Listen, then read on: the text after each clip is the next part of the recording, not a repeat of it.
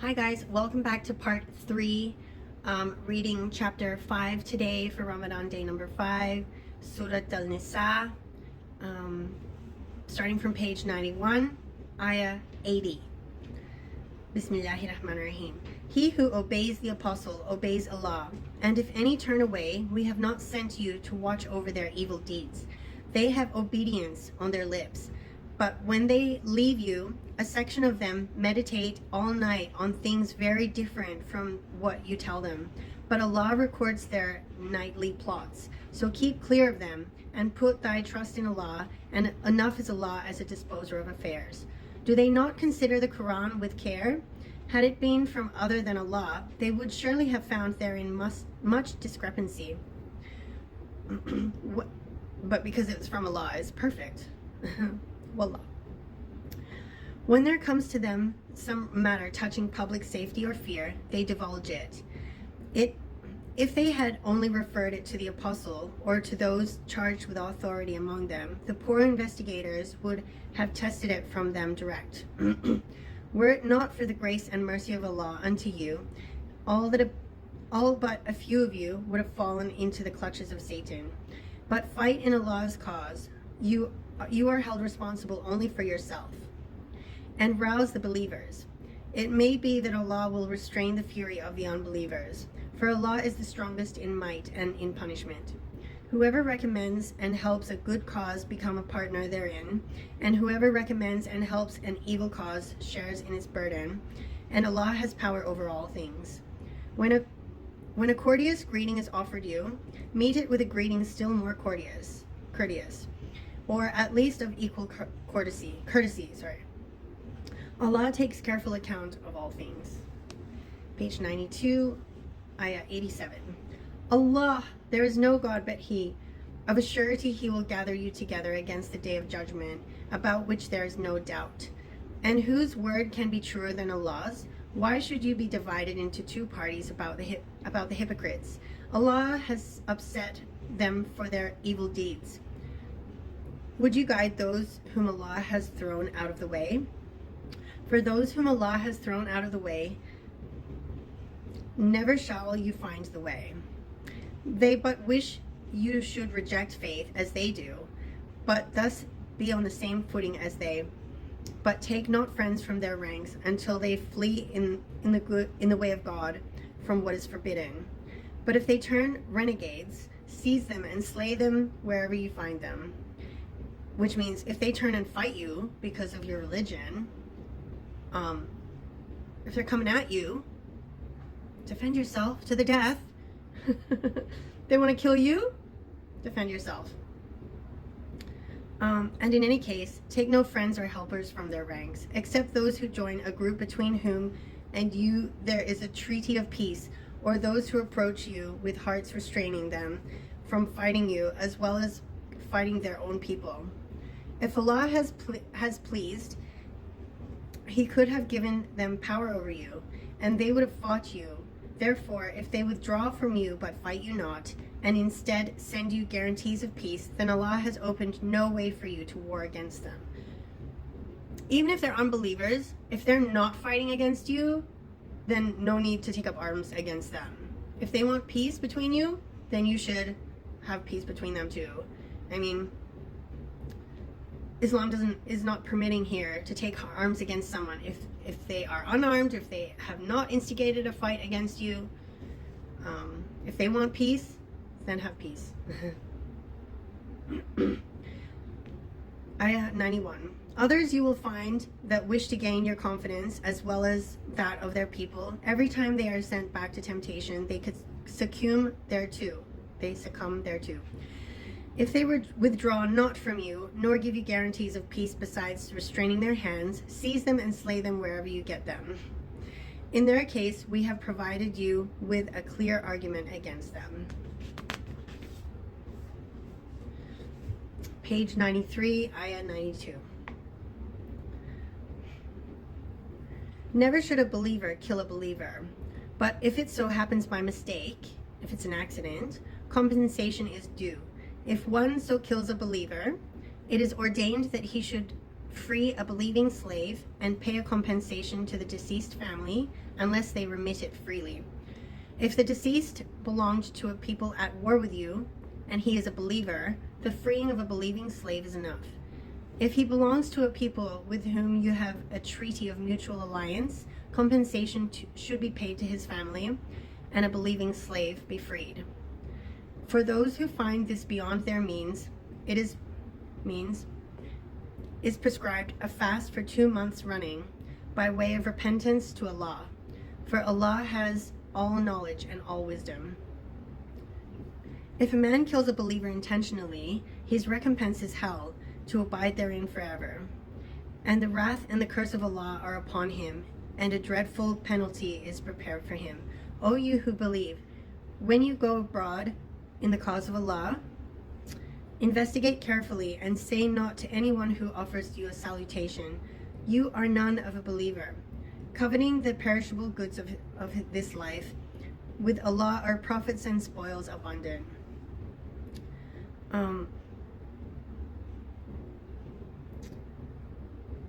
So if anyone says hi to you, don't call them don't call them out on their disbelief.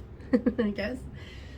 Coveting okay. Even thus were you yourselves before, till Allah conferred on you his favors. Therefore carefully investigate, for Allah is well aware of all that you do. So don't judge someone for not being Muslim, for not believing, not being Muslim, because you might not have believed in Islam before too, and have patience with them, talk to them, don't force them to convert, nothing like that. Just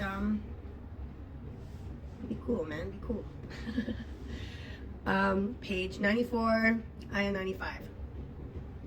Not equal are those believers who sit at home and receive no hurt, and those who strive and fight in the cause of Allah with their goods and their persons.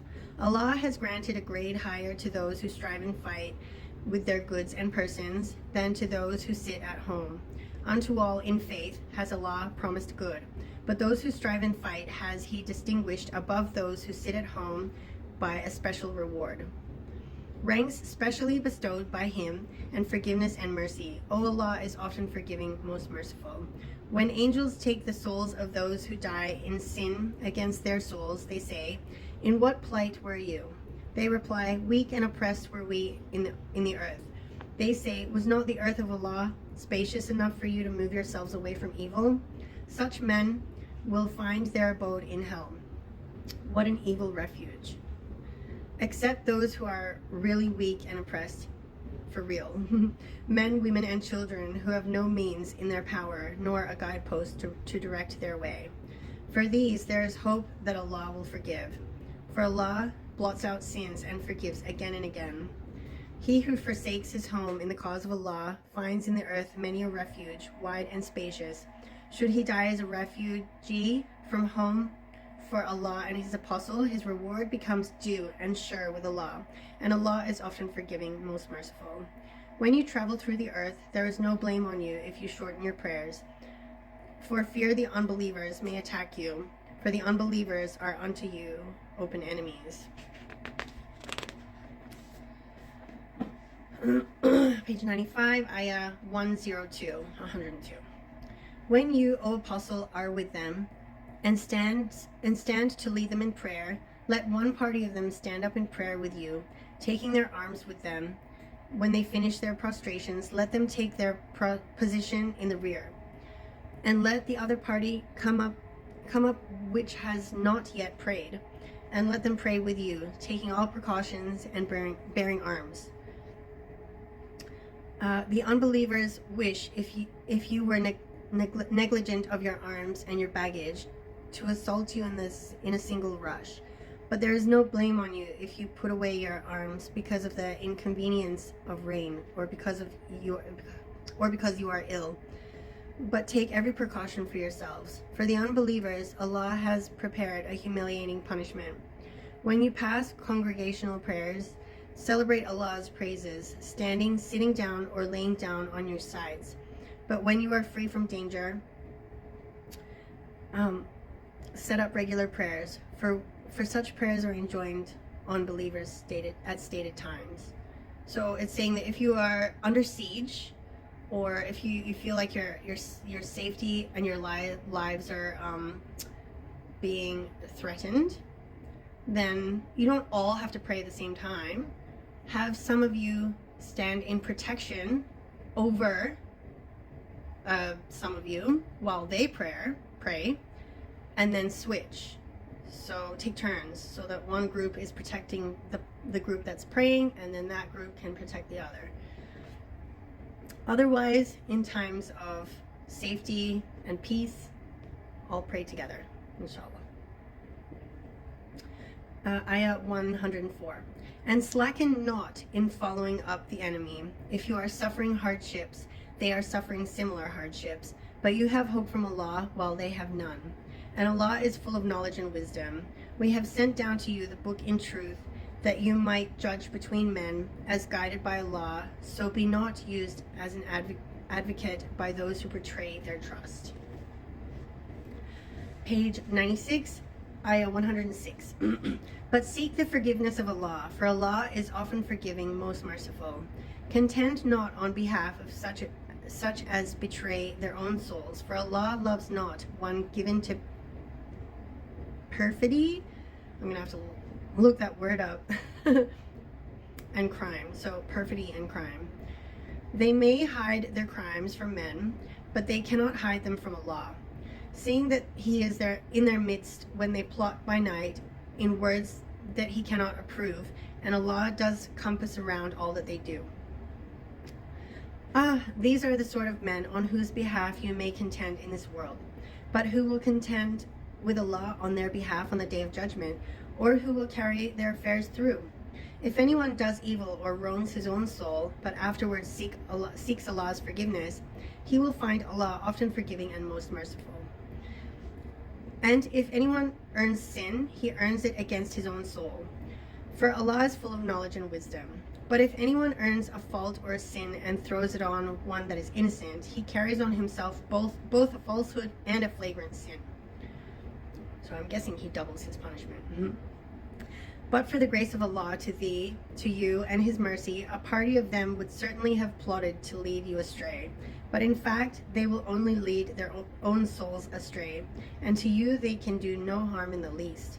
For Allah has sent down to you a book and wisdom, and taught you what you knew not before. And great is the grace of Allah unto you. One more page 97, ayah number 114.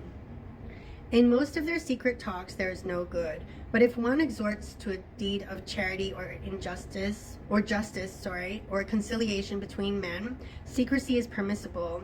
To him who does this, seeking the good pleasure of Allah, we shall soon give a reward of the highest value. If anyone contends with the apostle even after guidance has been plainly conveyed to him, and follows a path other than that becoming to men of faith, we shall leave him in the path he has chosen, and land him in hell. What an evil refuge. Allah forgives not the sin of joining other gods with Him, but He forgives whom He pleases other sins than this. One who joins other gods with Allah, shirk, has strayed far, far away from the right path. The pagans, leaving Him, call upon female deities. They call but upon Satan, the persistent rebel. Allah did curse him, but He said, I will take of you servants a portion marked off. I will mislead them, and I will create in them false desires. I will order them to slit the ears of cattle, and to deface the fair nature created by Allah. Whoever, forsaking Allah, takes Satan for a friend, has of surety suffered a loss that is manifest. Satan makes them promises and creates in them false desires. But Satan's promises are nothing but deception. They, his dupes, will have their dwelling in hell, and from it they will find no way of escape. Whew. That's heavy. A heavy one to leave you off with. So I'm going to leave it there for today's juz, and I will continue again tomorrow, inshallah, starting from page 98, inshallah. Have a beautiful rest of your day and evening, inshallah. Take care. I'll see you tomorrow.